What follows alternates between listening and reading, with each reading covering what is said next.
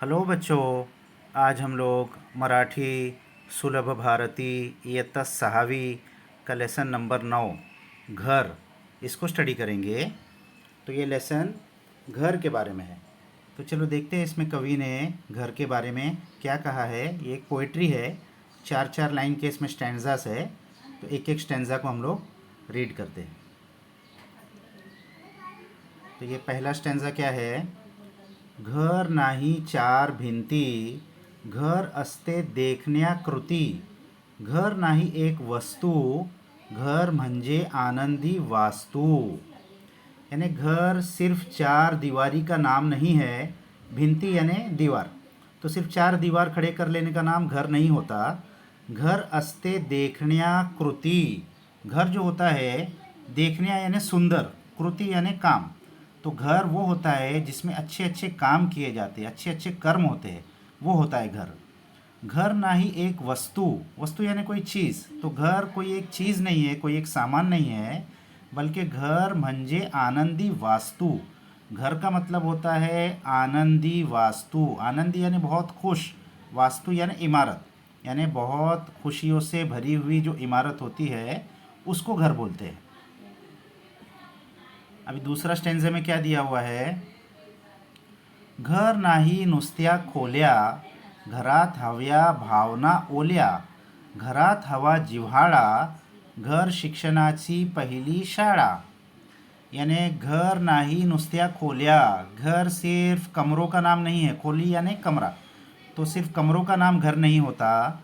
घरात हव्या भावना ओल्या, यानी घर में चाहिए ओल्या भावना। ओल्या यानी गीली, भावना यानी फीलिंग्स, यानी गीली फीलिंग्स का मतलब मोहब्बत से भरी हुई फीलिंग्स, एक दूसरे के लिए प्यार मोहब्बत जहाँ होती है उसको घर बोलते हैं। घरात हवा जिव्हाळा, जिव्हाळा यानी प्रेम ममता, यानी मोहब्बत मोहब्बत होना चाहिए घर में, एक दूसरे से लोगों को मोहब्बत होना चाहिए। घर शिक्षणाची पहली शाळा, तो इसीलिए घर क्या है, शिक्षण की पहली शाला है। प्यार मोहब्बत से जहाँ सीखने मिलता है ना, छोटे बच्चे होते हैं वो अपने घर में ही सबसे पहले बोलना सीखते हैं, अच्छी अच्छी आदतें सीखते हैं। माँ बाप उनको प्यार मोहब्बत से सिखाते हैं, जिव्हाड़ा से सिखाते हैं। तो इसीलिए इंसान की ज़िंदगी की पहली स्कूल क्या होती है, उसका घर होता है। तो यहीं यहाँ कवि बता रहे हैं घर के बारे में सब। फिर क्या तीसरा पैराग्राफ क्या है। घर नाही नुसता पसारा, घर नाही केवळ निवारा, घराला असते कहाणी, घराला असतो आपला चेहरा। यानी घर नाही नुसता पसारा, पसारा यानी सब सामान से भरा हुआ। तो सिर्फ सामान से भरा हुआ होने को घर नहीं बोलते, बहुत सारा सामान है तो वो घर नहीं हो गया। घर नाही केवल निवारा, और इसी तरीके से सिर्फ रहने की जगह को घर नहीं बोलते। निवारा यानी शेल्टर, जहाँ धूप सर्दी से इंसान को शेल्टर मिले। तो सिर्फ शेल्टर की जगह भी घर नहीं है कि वहाँ इंसान बारिश पानी से बच जाए। तो घर फिर क्या है, घर घराला अस्ते कहानी, घर की एक कहानी होती है, मतलब हर घर के लोगों की एक कुछ ना कुछ कहानी होती है।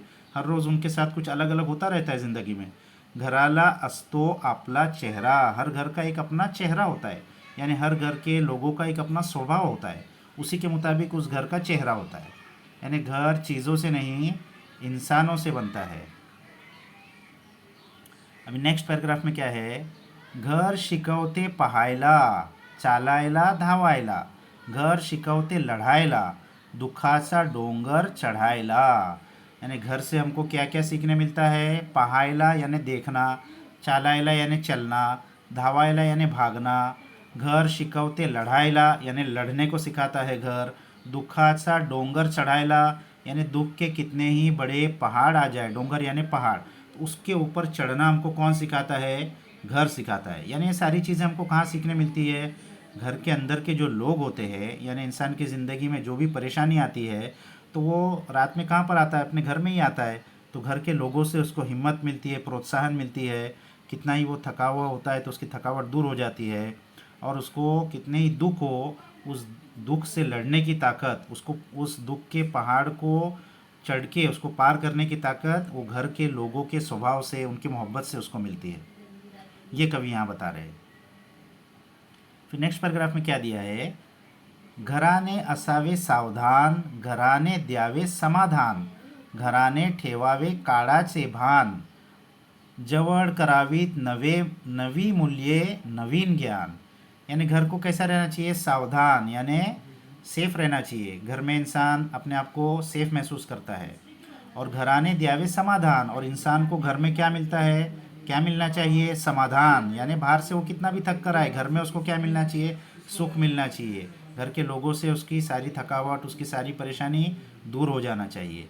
घराने ठेवावे काळाचे भान, इसी तरीके से घर को क्या करना चाहिए, यानी घर वालों को क्या करना चाहिए, काल यानी वक्त, यानी नया वक्त, नया जो चीज़ें आ रही है उसका भी भान रखना चाहिए, उसके ऊपर भी ध्यान रखना चाहिए।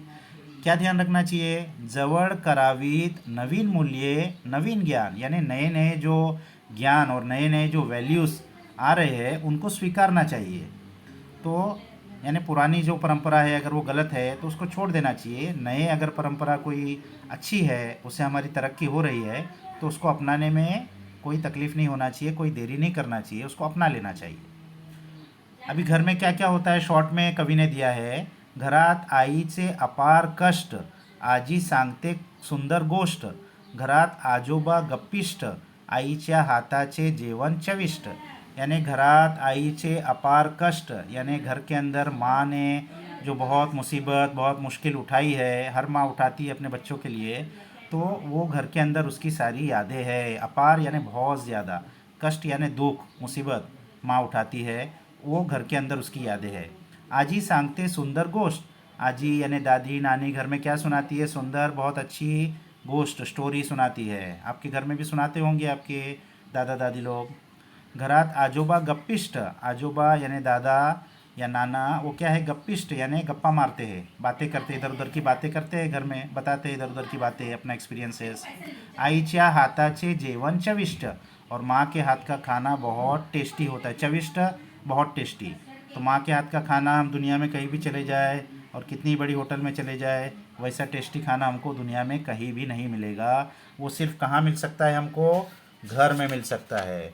तो घर क्या है बच्चों, घर ये ऐसे खूबसूरत रिश्तों के मिलन का नाम है, सिर्फ दीवारों का नाम घर नहीं है। ये कवि यहाँ बता रहे हैं। कवि का नाम क्या है, धुंडीराज जोशी। तो ये पोइट्री को अच्छे से रीड कर लो, समझ लो बच्चों। इसके क्वेश्चन आंसर्स हम नेक्स्ट वीडियो में देख लेंगे। तो तब तक के लिए बाय बाय।